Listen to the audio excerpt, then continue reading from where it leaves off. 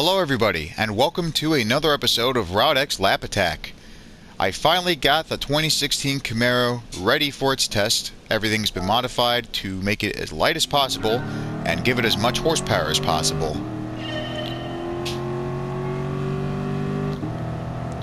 I tested this just before I started to record this episode, and when we go down the hill we're going to hit about 230 miles an hour.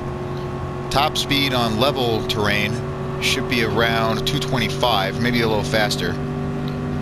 If we're lucky, we might be able to knock the F40 out of 10th place. So I've never seen a Camaro in lime green before, and one of the reasons I wanted to get this car in this color was because of a movie called The 7-Ups. There's another car from General Motors similar to the Camaro. It's a two-door muscle car called the Pontiac Ventura, and it too was in a pretty nice shade of green. It's not exactly like this.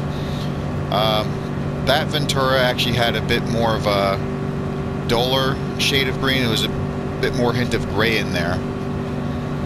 But as I said before, I've never seen a Camaro in this shade of green before, so I thought I'd give that a try, and I must say it looks really, really good. We're at the hill, decreasing our speed to 220 miles per hour. But once we get down the hill, we'll immediately be going faster. Not by a whole lot, but we should get past the 230 zone.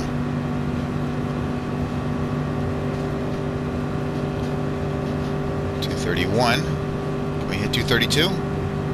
No. But we're still making pretty good progress as we go past a boat, numerous containers, and a couple of cranes.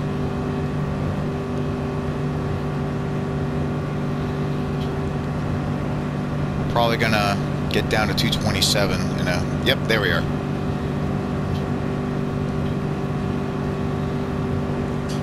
We're getting close to the curve.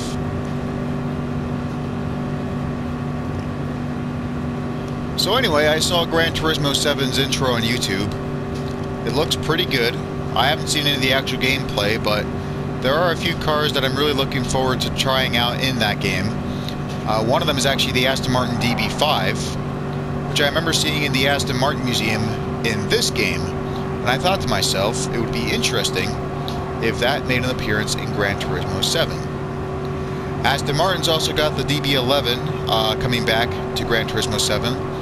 Along with most of the cars that are already featured in this game. And according to a Wikipedia list, there's a few Alfa Romeos that I'm really looking forward to. The 63 Giulia Street Speciale, which appeared in Gran Turismo 5 and 6, unfortunately will not be making a comeback yet. I actually don't know if it's ever going to come back in that game at all. But there are a few of them that I'm really looking forward to. The 4C and the 8C will be coming back, and I believe there's also a 1993 155. I do not remember the exact name, but I will get a link into the description of this video after it gets uploaded onto YouTube, and then you can see for yourself.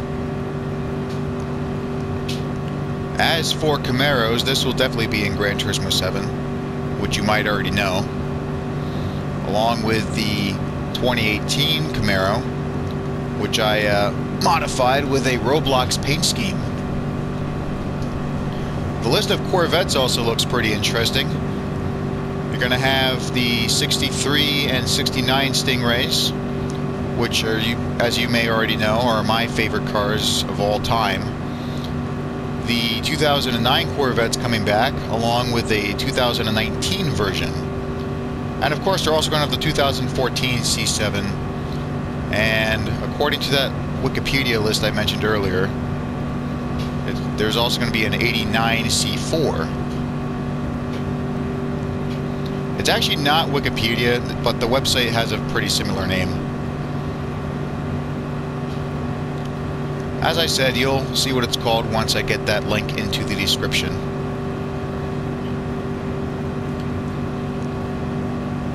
And I mentioned this in the previous episode, I went on vacation in Colorado. I got back a week ago, really lots of fun. I've got some pictures already set up on my Instagram, Facebook, and DeviantArt.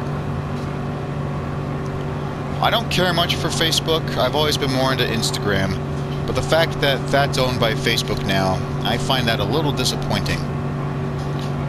On the plus side, you can actually upload stuff from your laptop now instead of being forced to just use your phone. So that's something I've always enjoyed.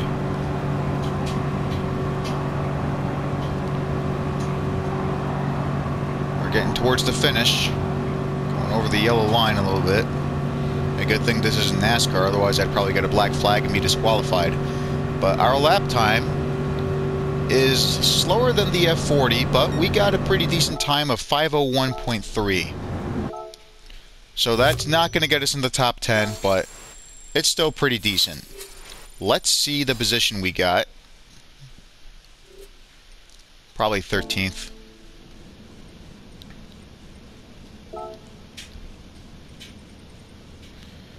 See, it says N700. We got past the Super B, and we're behind the Countach 1988 version. Okay, so I was wrong. We are not in 13th. That position is still being held by the 911. There are the two Countaches. And we actually got 19th. We just passed the Mitsubishi GTO, and we're actually underneath a Viper, so we're only 4 seconds slower. Not quite as good a position I anticipated, but anything in the top 20 is good enough for me. Because I always find it to be a pain in the ass when you have to go through all these sections just to see where your car ended up. So anything in the overall section, I'm satisfied with. It would be nice if it could actually go further instead of just stopping at 20. But what do I know? Thank you for watching, and in the next episode, I'll be testing out the BMW M4. See you then.